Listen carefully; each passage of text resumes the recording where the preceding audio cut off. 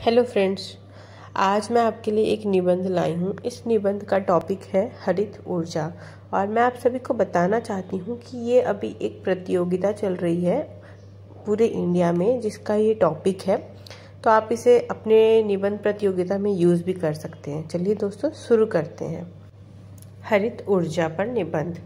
बढ़ती जनसंख्या की ऊर्जा की आवश्यकता को देखते हुए हमें दूसरे गैर परंपरागत स्रोतों पर भी ध्यान देना पड़ेगा।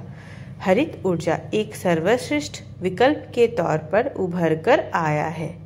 इस ऊर्जा के सहारे हम मानव जीवन को और बेहतर और सघन बना सकते हैं। जैसा कि आप सब जानते हैं, भारत जैसे विकासशील देश में ऊर्जा की खपत होना कितना महत्वपूर्ण है और किसी भी विकासशील अर्थव्यवस्था की रीढ़ की हड्डी यह ऊर्जा के स्रोत है। भारत जो अपने आप को विकसित देशों में लाकर खड़ा करना चाहता है और माननीय प्रधानमंत्री महोदय के आत्मनिर्भर भारत के स्वप्न को पूर्ण करना चाहता है, इसके लिए हम सब जानते हैं कि अर्थव्यवस्था को अपनी पुरजोर क्षमता के साथ आगे बढ़ना होगा।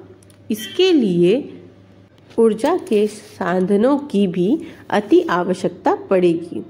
यह भारत का दुर्भाग्य है कि जीवाश्म ईंधन के मामले में भारत का हाथ बड़ा तंग है। वैसे तो भारत की प्रति व्यक्ति ऊर्जा की खपत पूरे विश्व की औसत ऊर्जा खपत से कम है, पर इसके बावजूद ग्रीन हाउस गैसों में उत्सर्जन में भारत शीर्ष के 5 देशों की सूची में शामिल है। यह बहुत ही चिंता का विषय है। कम जीवाश्म ईंधन के भंडार होने के साथ साथ बढ़ती जनसंख्या भारत के लिए एक बहुत बड़ी चुनौती के रूप में उभर कर आई है।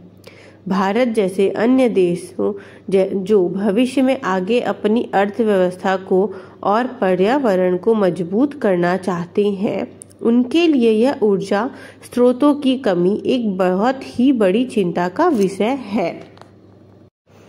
इस चिंता से निपटने का सबसे आसान व सबसे किफ़ायती रास्ता हरित ऊर्जा के साधन है। आइए जानते हैं कि हरित ऊर्जा कहते किसे हैं। चलिए, वह ऊर्जा नवीकरणीय हो, साथ ही साथ टिकाऊ हो, जिनको आने वाली पीढ़ियां भी इस्तेमाल कर सके। जिस ऊर्जा का पर्यावरण पर नकारात्मक प्रभाव सबसे कम हो, वह हरित ऊर्जा कहलाती है। हरित ऊर्जा उत्पादन के साधन पवन चक्की, सौर ऊर्जा संयंत्र, ज्वारीय ऊर्जा संयंत्र, पनबिजली परियोजनाएं इत्यादि है। आइए जानते हैं कि ग्रीन ऊर्जा और हरित ऊर्जा का महत्व क्या है। सबसे पहले, यह ऊर्जा नवीकरणीय भरोसेमंद है। इसका मतलब कि इस ऊर्जा का हम लगातार बार बार निर्माण कर सकते हैं।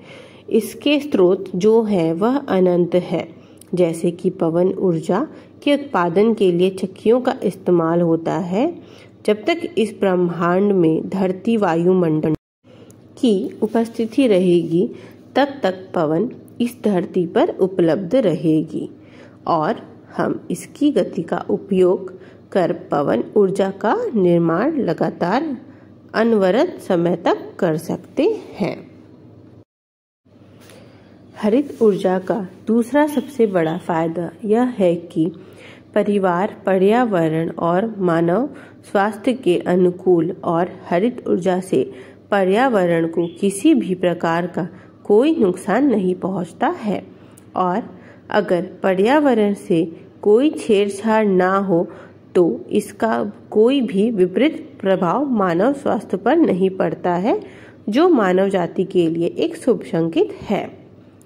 सबसे अहम और सबसे जरूरी बात जो हरित ऊर्जा के पक्ष में है वह यह है कि इस ऊर्जा के निर्माण में बहुत कम लागत आती है और यह भारत जैसे गरीब विकासशील देशों के लिए एक अच्छी बात है, क्योंकि भारत जैसे देशों को बहुत बड़ा हिस्सा अपनी देश की जनसंख्या के लिए आधारभूत सुविधाओं को जुटाने में खर्च करना पड़ता है। भारत, जहां ऊर्जा के साधनों को आम जीवन तक पहुंचाने के लिए भारत सरकार को बहुत बड़ा व्यय खुद को वहन करना पड़ता है, जिससे सब्सिडी कहा जाता है। अगर भविष्य में हरित ऊर्जा के स्रोतों पर निर्भरता बनाई जाए तो वह नगण्य हो जाएगा। हरित ऊर्जा के साधनों को आम जीवन तक पहुंचाने के लिए कुछ महत्वपूर्ण प्रयासों की आवश्यकता है। आइए इन पर चर्चा करते हैं। पहला प्रयास, सरकार की ऊर्जा नीतियों में लचीलापन होना चाहिए। वह संपूर्ण नीतियां हरित ऊर्जा को बढ़ावा देने वाली होनी चाहिए।